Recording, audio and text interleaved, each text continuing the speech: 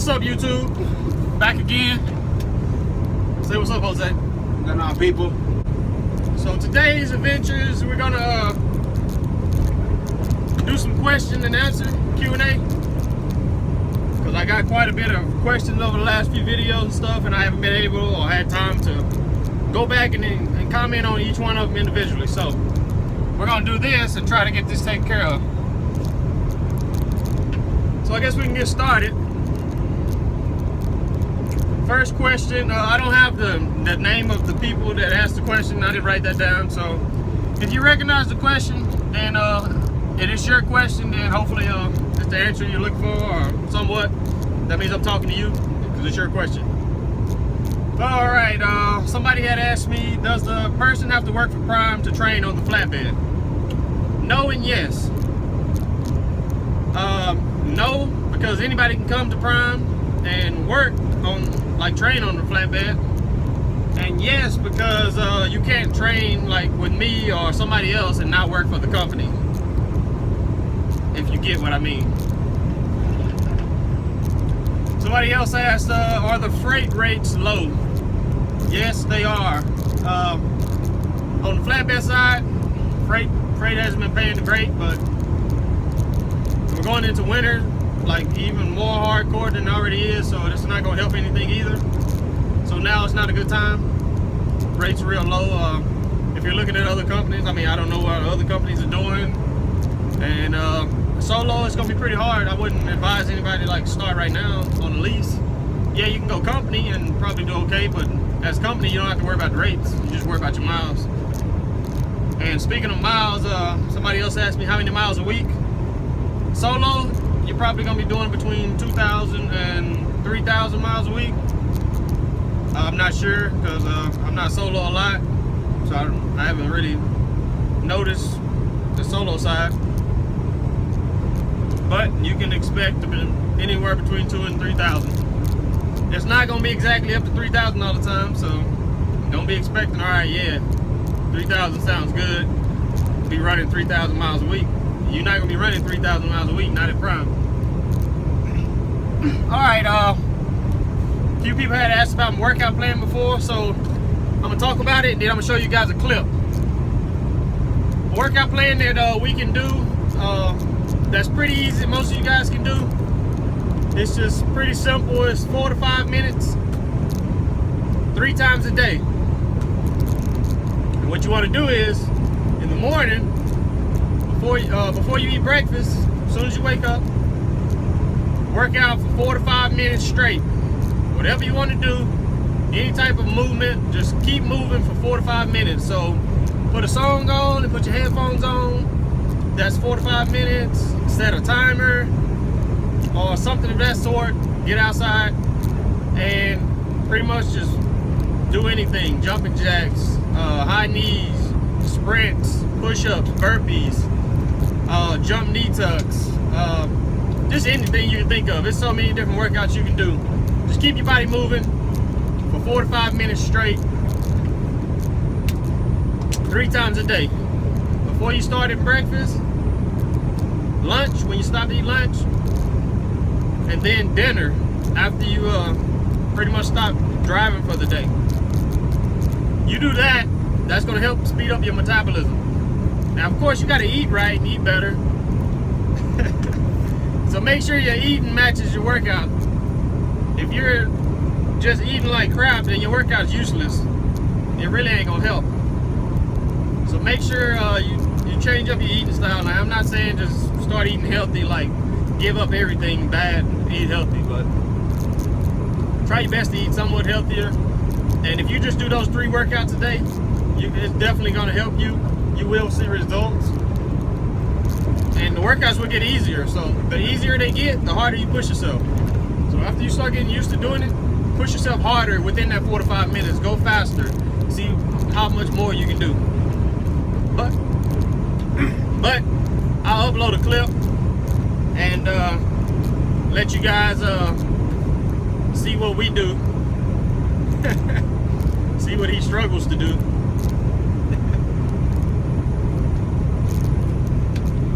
I'm gonna edit this shit out. I need a drink. I need a drink.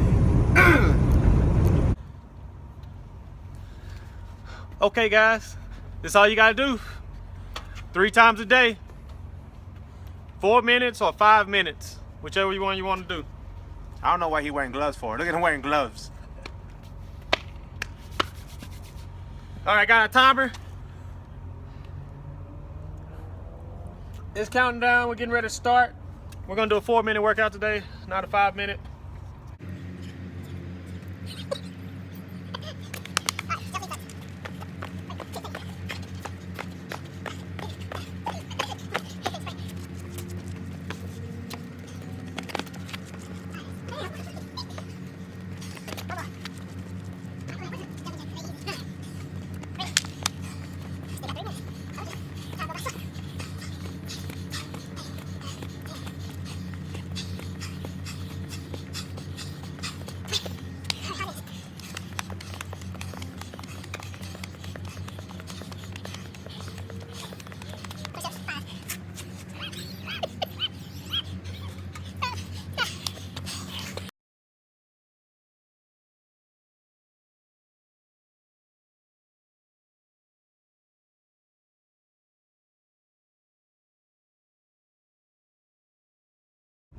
All right, as you just seen, some of the workouts, just basically just like that.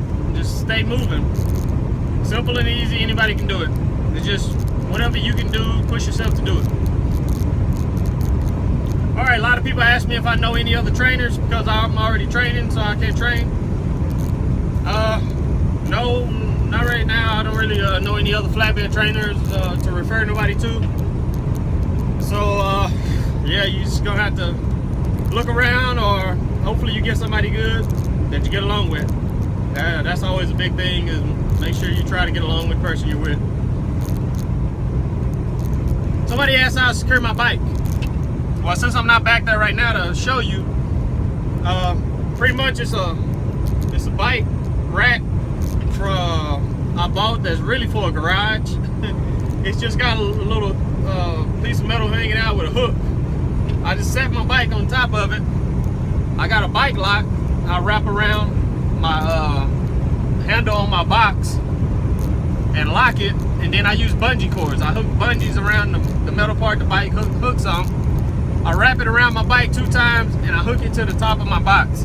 That keeps the pressure pulling up because it bounces a little bit, so that keeps it pulling up so it ain't bouncing down too hard.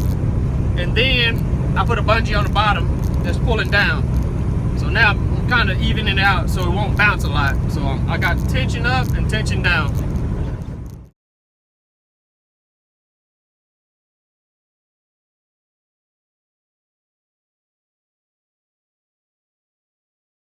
All right, another question was, well, not a question. A friend of mine, Junior, he wants to see a backing video of Jose. It's on point, baby. Between 2 trucks at a truck stop. It's on point. So you guys can look for that coming soon. We will we'll do that for Junior, a friend of mine. His name is Junior. His YouTube name is Junior Honduras.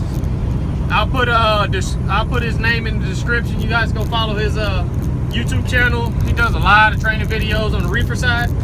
Real good trainer, instructor. He takes out students and teaching them how to drive the stick shift, because he has stick shift. So if you're looking to go reefer, you can look into talking to him, because he's a real good trainer. He does a lot of videos too. All right, another thing I get asked a lot is when I'll be able to, or some people come in February or soon or something, will I be available to train them? Answer is gonna be no. Jose's on my truck right now, and he's gonna be on my truck to the earliest March, if not longer. So I'm really not gonna be able to train anybody anytime soon. So just letting y'all know again, so y'all don't have to keep asking me. When I'll let you know, like when I'm available to train, I'll put it in my video, or I'll say I'm solo, or I'm gonna be coming up solo soon. I'll let you guys know, so you'll have a heads up.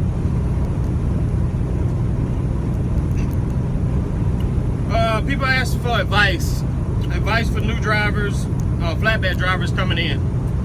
All right, some advice would be make sure you listen and learn from whoever your trainer is, because there's a lot that goes in the flatbed. Because we don't have time to train you over everything you need to know while you're on our truck during training.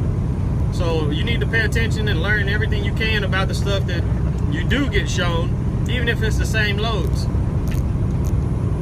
Now you got to get used to living with somebody on the truck if you're new to trucking. So make sure you get along in that aspect too. But make sure you be safe. Take your time. Pay attention good. Ask questions. I mean, if you don't ask no questions, we don't know what you don't know or what you want to know. Just because you might nod your head, or if we say, do you got it or something, you got to let us know. Like, don't just pretend. Like, if you don't got something, you need to let me know. Make sure you're prepared to do the work. Flatbed is not easy. Sometimes it is, sometimes it ain't. So make sure you're prepared and you know what you're getting yourself into. I mean, some of the stuff you see in these videos, it might not look that hard, but it's hard. It takes a toll on you. Videos don't reflect, but most everything is an hour to 3 hours, if not longer, to secure these loads. So it ain't like 30 minutes, 20 minutes, boom, you're done and you're on your way. No. It's a long, tedious process, and it really sucks. Wintertime, summertime, it's bad. So be prepared, like big time. Make sure you got all the right clothing gear. Make sure you got pants, long sleeve shirts, reflective vests, safety glasses, hard hat, steel toe boots. If it's wintertime, have some winter gear. If it's summertime, they make those lightweight coveralls. They're good to have. Just make sure you're prepared with what you need. Don't come out here unprepared and expect to be able to go do anything, any place. Take your time. Double check everything, because it's flatbed, so it can come off that trailer. It's only gonna stay on there how good you secured it. So you need to, even after you're done, you gotta make sure you walk around and check everything again. Don't just be in a rush. Some places they do rush us. There's so many trucks, they want you in and out. Now they don't necessarily say it, but some places you gotta be in and out quick. So make sure you do a good job, and don't ever rush yourself and get ahead of yourself. Take your time and do a good job. Does a shipper or receiver mind if paint gets scratched by the chains? Yes and no. Now, most of all Caterpillar loads, machinery loads and stuff like that, yes, they mind. You will need to use straps, or you're gonna need to use some type of protection around your chain. This load I just did, that some of you guys are commenting about the protection. Yes, I could have used, I got carpet. I could have wrapped my chains in carpet. No scratches or anything. I wouldn't have to worry about that. Was I required to? No. The shipper or receiver, if they request like that they don't want any scratches or anything, they'll let you know. Especially as a shipper. So I asked them before I put my chains on, because I could have just used straps, but I asked him. I said, can I use chains? He said yes. He wasn't worried about the scratch or anything. They watched me secure the load, so it was no problems in that way. Now you should always double check and make sure you can use chains, and if you use chains or they worried about it being scratched, you can always ask the shipper and they'll let you know. But it's always good to use protection. I didn't really have to, but yeah, yes, it's good to put some protection between your chains. Metal on metal is never good, so you can put some protection in there. Because when we haul coils, I got metal,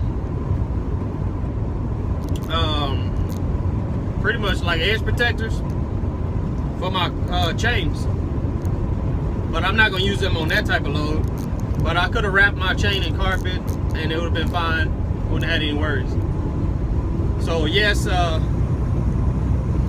if you got the protection, go ahead and put it on. I mean, it's not gonna hurt to put it on there. So yeah, go ahead and add some protection in there. I didn't worry about scratches when I unloaded the load. There was no scratches. Everything was good. But like I said, with those Caterpillar loads, they don't want any scratches. So they definitely will tell you, and you definitely got to make sure that you watch out when you put those chains on that. All right, does company drivers drive mid-roof or lightweights? There are no lightweights in flatbed. They do drive mid-roofs. This is a mid-roof I have right now. I know it looks like a full-size truck, but it's not. But they do have full-size and they do have mid-roofs. They have a lot of mid-roofs actually, so it's a good chance if you go company, then you're gonna get a mid-roof. Even if you go lease, there's a lot of lease operators that get mid-roofs. Everybody likes a shorter top truck, especially if you're going up to the Northeast, a lot of low bridges and stuff you don't have to worry about. But no lightweights. All right, somebody else asked me about tarp protection, kind of like the chain protection, tarp protection. I do use tarp protection under some of my loads. This load, no, I didn't. This load was in a wooden crate. That's not really sharp edges. Yeah, somewhat sharp, but I've never put any protection under a wood load. I've never had a tarp rip on me from wood. Always steel, I use protection. But wood, no. You can do it. I mean, if you got it, use it. Any type of equipment protection, it's better to use it. I mean, you got it in your truck or in your box anyway. If you're gonna have it with you, you might as well use it. I didn't feel I needed it, so I didn't use it. My tarps didn't get ripped, so I didn't have to worry about anything. And when we got there, my tarps were fine. But it's up to you what you want to put. It's not required, but you tear up a few tarps and you'll start putting protection on everything.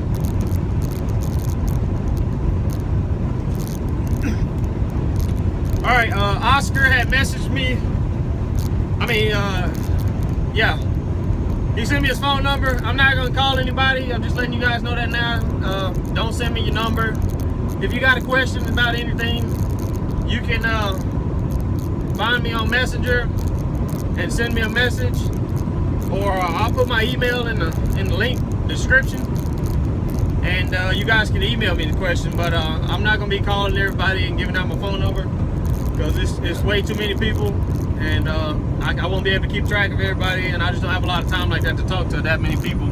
Because one person, then it's gonna be everybody wanting to do it. So nothing against you guys, it's just I'm not ready to give out my phone number or anything like that. Maybe in the future if I get They don't have a limited data.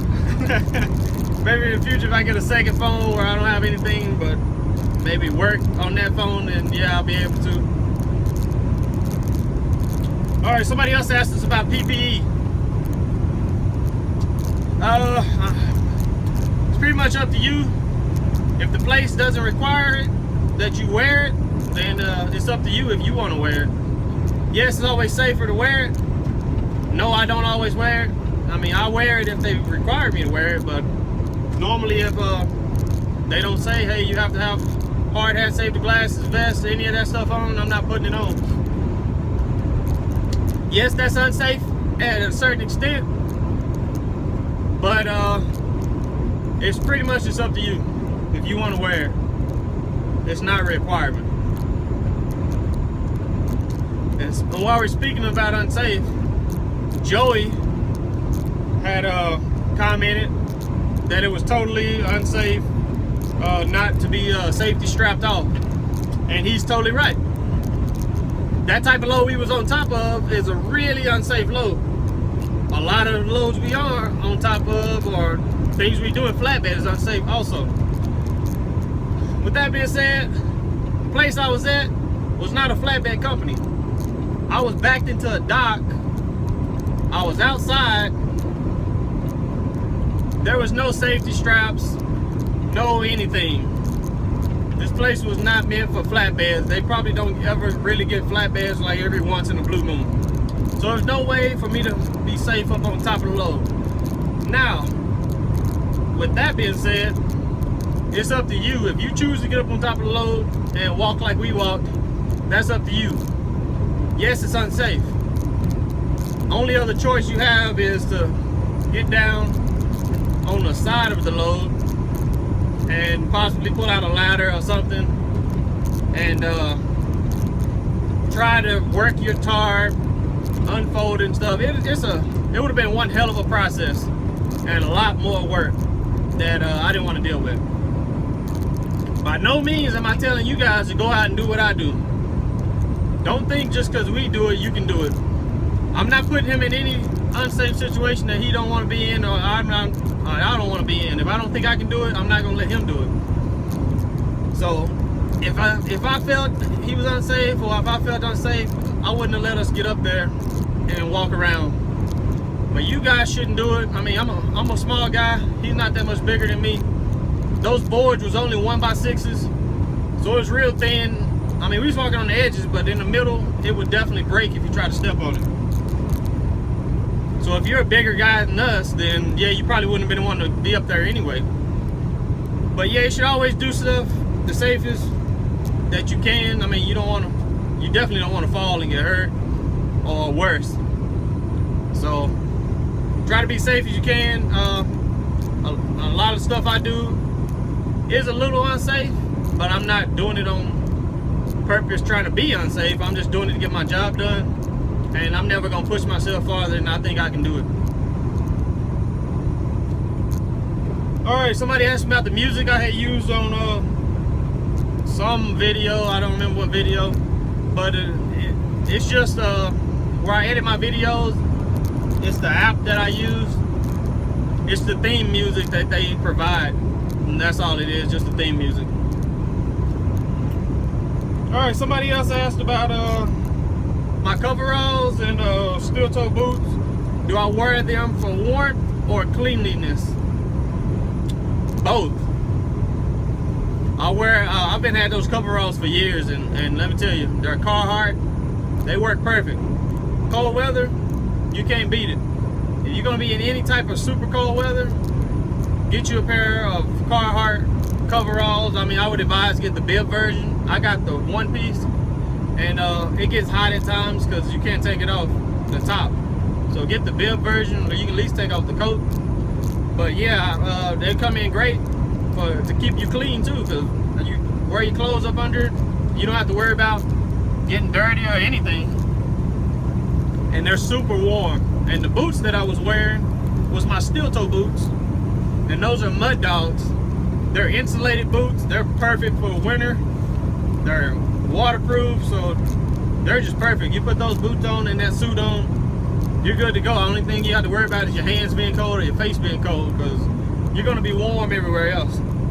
So it comes in handy, and I love that suit, and I always wear it just for that. And speaking of that, I had spoken about earlier about getting a lightweight coverall suit for the summer that you could wear for cleanliness too. You can get you a short sleeve or a long sleeve, and you can put it over your clothes, and you can always stay clean. It's perfect. I mean, everybody should do it. I'm gonna do it. I'm gonna get me one for this next summer. I didn't do one this last summer, but I'm gonna definitely get one for this next summer. Man, that sun got bright. And keep myself clean. But it's good to have. So definitely invest in one for the winter, for the warmth and cleanliness, and invest in one for the summer. But it looks like all the questions I have for you guys that I had found.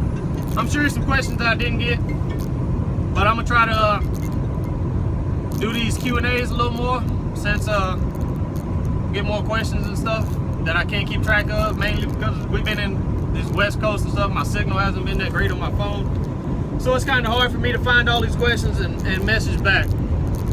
We've been stuck a lot of places in the snow. We're going to pick this load up in Charlotte Pipe right now. We're going to be running over to Southern Cali. Haven't been over there in a while, so pretty excited to finally be in hopefully some warmer weather and nicer weather. And in the south, we've been in the north so much. But yeah, I don't think we got anything else for you guys. So as always, thanks for watching. Hit them, Jose. Don't forget to subscribe. Say it louder. Don't forget to subscribe. You guys got it. See you guys on the next load.